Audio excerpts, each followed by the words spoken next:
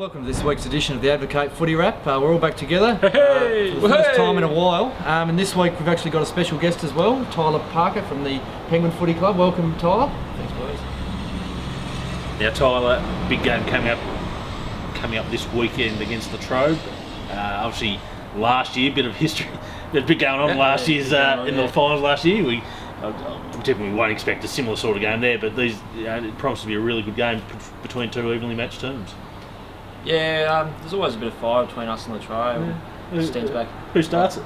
Oh, it's a bit of both, I think. Okay. Just friendly competition. Yep. I don't really know what it's over. It stands back before I started playing, but just always tends to be a fiery encounter and one we really enjoy. Okay. Expecting 5 or 6 reports similar to last year's cutthroat semi-final, or? I hope not, but you never know what's going to happen, especially against teams like the Trobe. Like, we always seem to just take it up an extra notch against teams like that.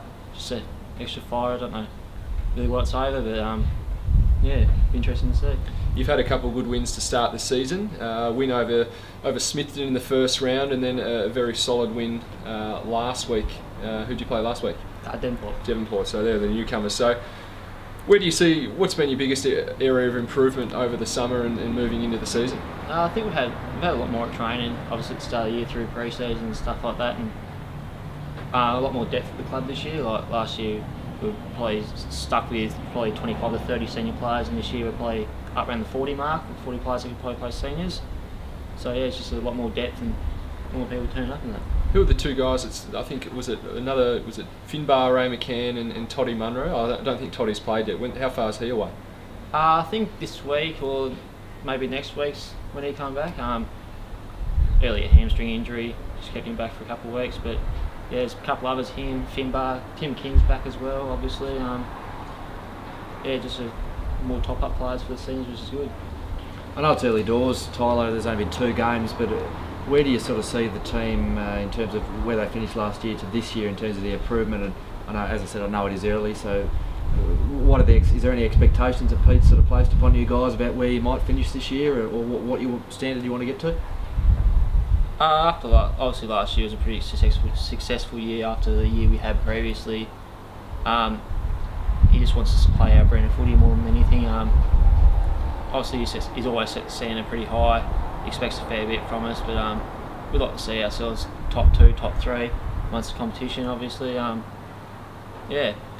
Yeah, Wynyard are obviously fairly, head and shoulders above everyone else, I think it's fair to say. And then the next sort of couple of teams, Ulverston, Latrobe, Devonport, a bit of an unknown, so it's pretty tight in the middle there, isn't it? Do you think? Yeah, it is tight. Obviously Wynyard are the major front runners, and the rest of the competition are kind of lacking behind it at the moment. But it'll be interesting to see. Obviously a bit early on in the season, you don't really know where everyone's at yet until you play each other a couple of times. But yeah, we're looking good so far, which is good. Yeah. And now we've got a couple of... enough of the serious questions. Let's get on to the silly ones. Brad, I think you're first off the rank. When you're travelling to Smithton on the bus trip, Tyler, who's the biggest pest? Who's everyone trying to avoid sitting next to on the bus trip to Smithton?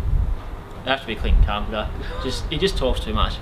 He says so much stupid crap, and he's just a pest. Is he worst on the way down, or maybe a couple of beers deep on the way back? On the way back, because once he has a couple of beers, he's twice as bad. Like, you have no idea. You have to meet him. Yeah, you have to meet him. Just before a game, obviously you run out. All the ladies are sitting up in the grandstand looking down on the boys. Who's that one player that spends a little bit extra time in the mirror just to adjust that fringe or the hairdo? Yeah, I have to go Jason Radford. Jason Radford. Why is that, mate? He's always looking good. Like, it's a good looking bloke. It's a good looking rooster. Yeah, just hair's perfect. He just looks the same on the field as he is off the field. Just doesn't change. What about yourself, mate? You must spend a few minutes on those locks. Yeah, no, I'm equal second. Just a final one for you. The biggest pets, like who does Peter Templeton just love? He gives away a 50-metre penalty, doesn't get dragged. Who is that player that is the coach's pet? Have to be Son, wouldn't it? You can go the obvious here, Tyler, if you want. Yeah, I'll have to go Son Jackie. I don't really know anyone else because he just yells at the rest of us. But yeah, you can yell at Jack, but Jack seems to give it back, but seems to be fine. If I did it, I'd be dragged and probably dumped for 4 weeks. And Pete, he just gets a bit hot under the collar. He gets a bit red in the face. Is there something that really, really annoys him the most? What does he hate out there on the footy field? Turnovers? Yeah, he hates turnovers and missed tackles. I know for a fact he hates them. Turnover last week, and oh my god, I could hear it from the outside of the ground. You just hear this thundering punch just into the box. I thought, oh shit, I'm getting dragged here. While we got here, may as well wrap up the NWFL before we move on to the TSL. Other 3 games, obviously Joel Corey joining Wynyard to play Smithen. We all agree that's going to be 150 points plus. Did they really need Joel Corey? Ulverston take on Devonport. Interesting game. You'd think the Robins will get the chocolates there? I think so. Probably got a few more experienced senior players. Yeah, Sculthorpe's going to play, copped a knock, but he's right to go. I think the closest game, most interesting who would have thought? Could be a nil or draw game. Burnie and East Devonport, probably going to be the closest game of the round, maybe. Who's going to get their first win of the year? I don't know. Combined, the 2 teams kicked 1 goal last week. Oh, wow. I toss of the coin game, maybe go with the home ground, who knows. Burnie, just for me, Tyler. I reckon East. East? Yeah. Burnie for you, Cam? Go the Swannies. The Swannies, okay. Swans to break their duck for the first time in 18 months. Well, Tyler, thanks very much for joining us, mate. It's been a pleasure having you on board, and yeah, all the best for the weekend's game. Thanks, mate. Thanks, boys. Rightio, moving along to the TSL this week, boys. Another big week in the TSL. Just focus on the Coastal teams this week, just keep the Southern happy. Devonport making the trip up to Launceston, take on I would say the much improved Launceston Windsor Park. What do you think's going to happen there, Cam? I don't know.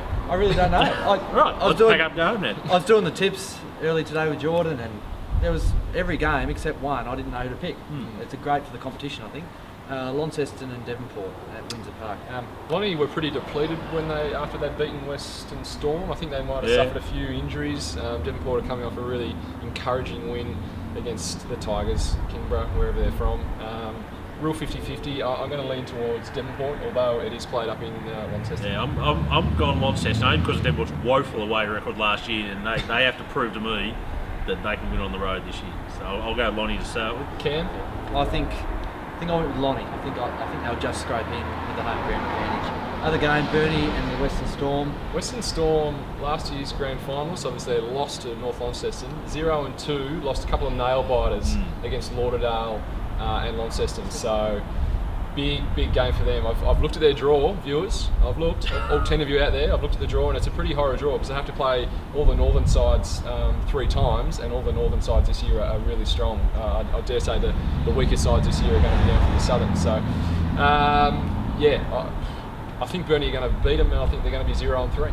Huge game, isn't it? Because, yeah, the Storm go 0-3, Burnie win, they go 2-1. If they lose, it's 1-2, so it's huge. I mean, what do you think, Cole? Burnie. Burnie West Park, hard to beat there, and they've shown that for a number of years. We promised the viewers last week, I wasn't here, I was on holidays eating all my chocolate that I got from the Easter Bunny. But good call, bad call. We promised the viewers, so we must do it today. Cam, you've got the new ball, and the new ball is...